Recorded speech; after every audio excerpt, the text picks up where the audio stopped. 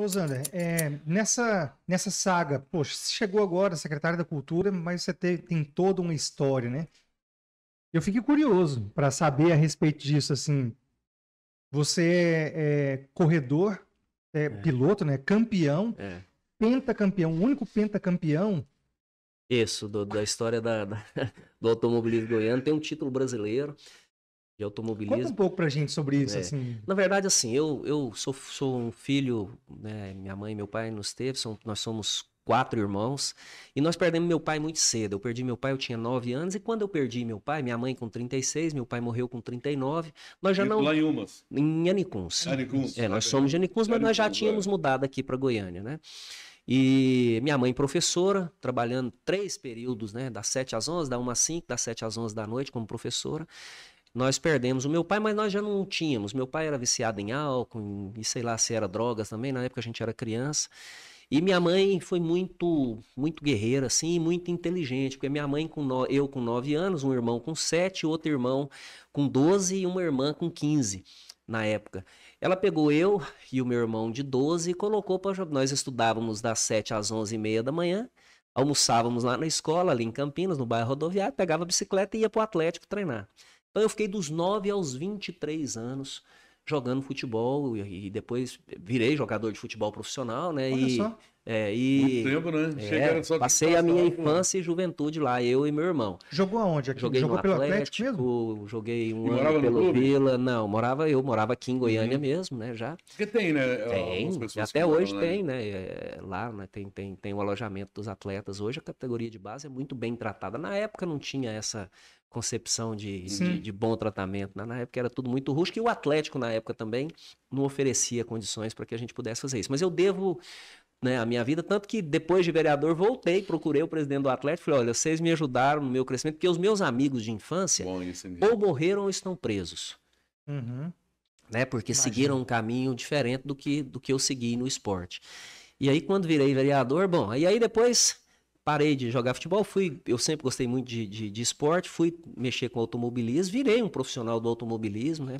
Tem esses 5 títulos aqui, Centro-Oeste de Fórmula 200, um de marcas e pilotos. Quantos anos você foi para eu fui com 27 para 28 Você era anos. tipo aqueles caras que... Eu tinha uns amigos assim, né? Que gostavam de puxar o freio de mão e tal, e sempre curtiu muita velocidade. Eu tenho uma amiga em Anápolis. Eu nunca bati um carro na rua, só para você ter uma ideia, mas eu sempre, pra você ter uma ideia, eu participei de 225 corridas na Fórmula 200 e ganhei 130 e poucas. Eu tinha um índice de vitória muito grande. Eu sempre tudo que eu peguei para fazer, eu ia treinar. Eu esperava todo mundo treinar, treinava na pista ao contrário, para mim encontrar dificuldade, mandava molhar a pista, para que se acontecesse, né? A Fórmula 200 corria muito na rua, né? Tinha muita sujeira, muita... Então, assim... E aí, depois disso, no período em que eu estava na Fórmula 200, né, eu tive uma projeção razoável e me candidatei a vereador. Né? E fui eleito no primeiro pleito que eu tive. Alguém te falou, Zander? Eu sempre gostei da política, né? Eu sempre gostei Eu havia ajudado alguns vereadores antes, eu já tinha ocupado um cargo político antes, né? Como diretor da Comob, que é a antiga Secretaria de Habitação, e lá eu consegui fazer um programa de moradia popular muito grande para quem morava em área de risco, né? Nós trouxemos lá quase 80 milhões de reais do governo federal na época, isso em 97, 98, no governo do União Albernaz. Eu era novinho, 27, 28 anos também, 26 anos. E cara, que curioso. Nós construímos aqui quase 5 mil moradias populares para quem morava em área de risco. Então, mas de onde veio essa sacada sua, assim? Você herdou isso de alguém? Cara, eu não tenho nenhum político próximo a mim, na minha família, e também, mesmo depois que eu virei político, ninguém da minha família nunca se candidatou,